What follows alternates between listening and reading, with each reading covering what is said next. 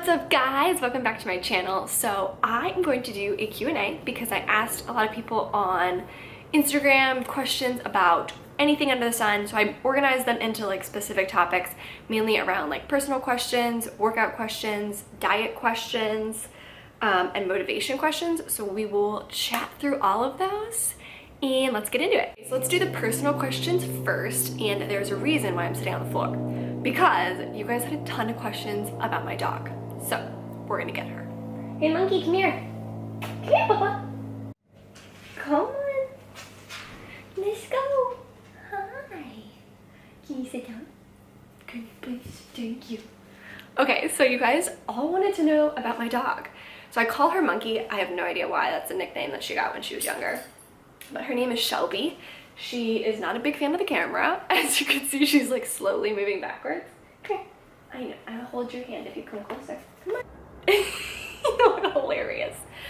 Okay, so yeah, so she's 4 years old. She's a lab pit mix. I never planned on getting a dog. I was actually fostering dogs all through college, and I was doing like one dog a year. So my last year, my senior year, what is a big yawn? My last year, a girl that I knew basically found a dog that wandered into her garage. And I was like, you know what, I'll foster one more puppy, whatever, let's just do it. So I picked her up with my now husband, but he was my boyfriend at the time. So we picked her up and she was probably like the size of her head, like she was like this big. And I'll put a picture right here when she was a puppy. And she was like balding, she had like a lot of bald spots all over her arms. She's got like a split in her tongue, which you may have saw when she was yawning. And she had like ticks all over her entire belly. So she was a huge mess. She was extremely underweight. And she was like 8 weeks at the time. I foster failed. And I was like, no, I need to adopt her. She is mine. I need her in my life. And so she's been around ever since. Right? Can I have a kiss? Thank you. Oh, thank you. Okay. Okay, other personal questions. What do you do? Where are you from? How did you get into fitness? So I am 25, and I've said before that I'm a forensic accountant / consultant. I'm originally from Michigan. That's where I was born and raised until I was about 11. And then I moved to Los Angeles, and I've lived in Los Angeles my entire life except for college. I was in Arizona. How did I get into fitness? I kind of answered this in my last video. You just drooled on my leg. Ew. It's kind of gross. But I, about a year after being in the working world, was really struggling with gaining weight and putting on a lot of weight, and I wanted to try to lose it before I was going on a European vacation. So I actually got into fitness by starting the Bikini Body Guide. My favorite place I've ever traveled. So this is a difficult question because I've been to a lot of like really amazing places. Obviously you guys saw that I was in Bora Bora for my honeymoon, and a lot of you guys did ask about that. Bora Bora was awesome. The water is the bluest I've ever seen in my entire life. But the thing is there's not much to do on the individual islands and the individual resorts, and it's very expensive to leave your hotel once you're there. So like once you get to your hotel, it's pretty much an $80 per person boat ride to get anywhere else. So we pretty much stayed at the Le Méridien the entire time, with the exception of doing a shark and ray excursion tour.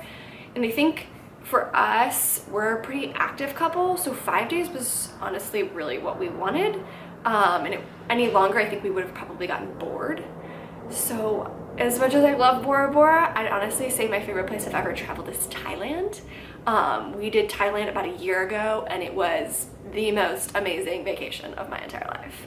We like hung out with tigers, where we did water sports. We stayed at an amazing resort that had like all the amenities you could ever like think of, including like free yoga, free boxing classes, free ice cream every day that was like homemade. It was awesome. So yeah, Thailand wins, I think. The best part of being married. So I've only been married for now almost 5 months, but I think for us, a lot of people are always like mind blown by this, but Aaron and I were together for almost 8 years by the time we got married. Oh, are you gonna sit next to me? That's so sweet. So we were together for almost 8 years, and we never lived together. So like we would spend the night at each other's houses, but we had never like coexisted in the same place. So best part of being married is honestly having our own house. It's when we first like moved in, like got the keys, it was like, oh my God, I'll see you at home. Like we can say that.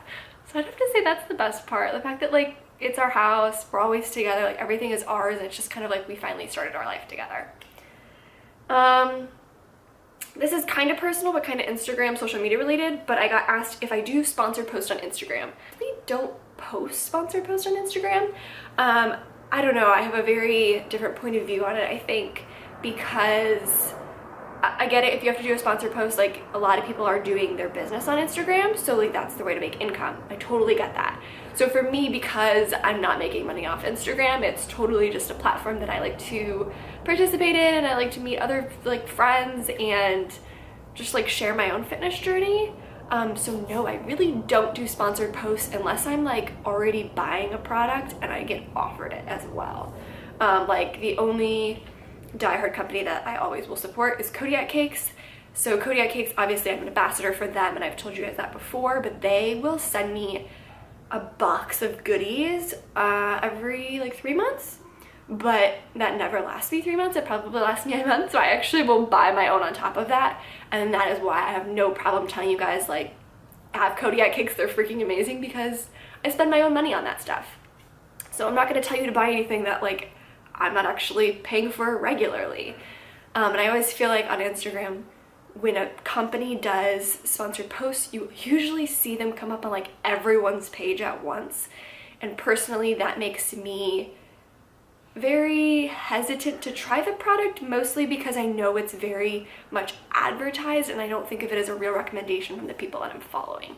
So I try to avoid that because I'm more going for the authenticity. I want you guys to actually believe me when I say I like something.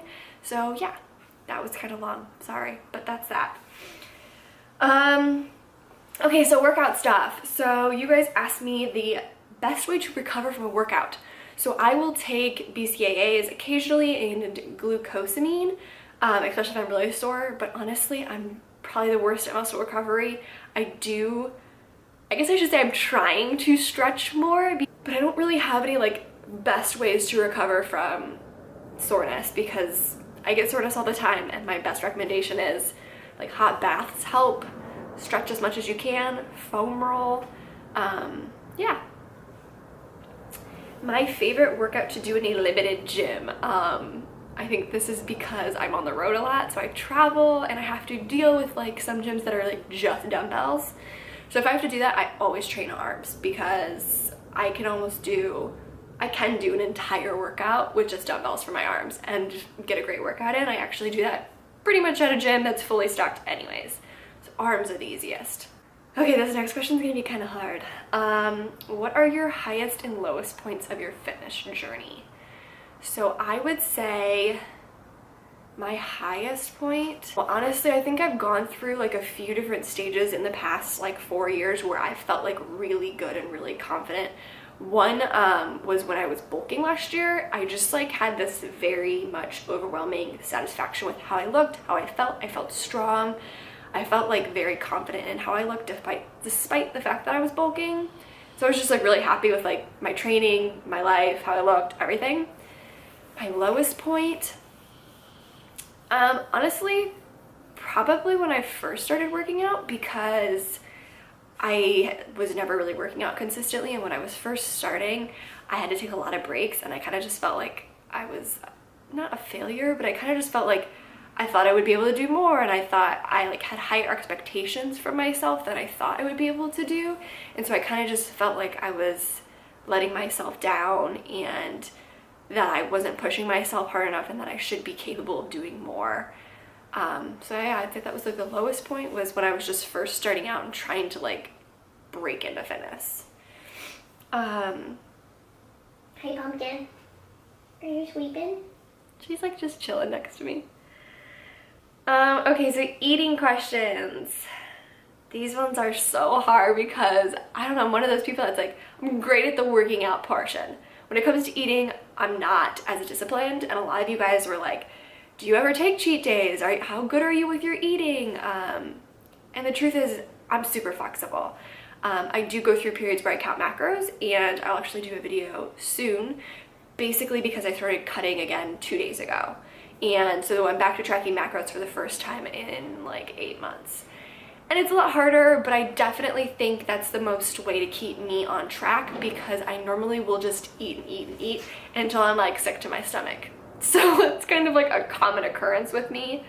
So no, I don't follow really a strict diet. Yes, I have cheat days. If I really want something, like, I'm gonna eat it, and I don't really feel guilty unless I like go crazy and binge, which does happen every so often. But honestly, be flexible with yourself. Like, if you're working hard, like, you deserve the brownie. Don't feel bad about that. I think if you live like life with a restricted diet, you will fail, because if you're starving, like, because if you tell yourself like, no, you can't ever have a cookie, all you're gonna want is the cookie, and then eventually you're gonna binge and crack and just eat all the cookies. So if you want the one cookie, just have it. Okay, I think I'm on my last question. How do you fight off cravings? So, you guys are gonna probably like make fun of me for this, but I have a craving for chocolate like every evening. And the way that I satisfy that without like going crazy, I actually buy chocolate chips, and I will like take a tablespoon and I will eat those chocolate chips like just by hand, because satisfy my chocolate craving, and I'm like kind of measuring it out so that I'm not going like totally crazy and having a whole bag. But that's my way of like finding a balance of curing cravings but also kind of getting what I want in moderation. So I think that's it. I think that wraps it up. I hope you guys enjoyed this Q&A and kind of getting to know me a little better and kind of my workout style and diet style. If you guys have any other questions, let me know below. Otherwise, I'm thinking the next week's video is going to be my cutting update, basically when to cut, how long to cut, and kind of maybe a physique update. I don't know, we'll see about that part depending on how I look. Okay, shall we go say bye? Come here, come sit up, come sit up. Hi, look, can you say bye? Can you shake? My cheek. Thank you. Bye guys.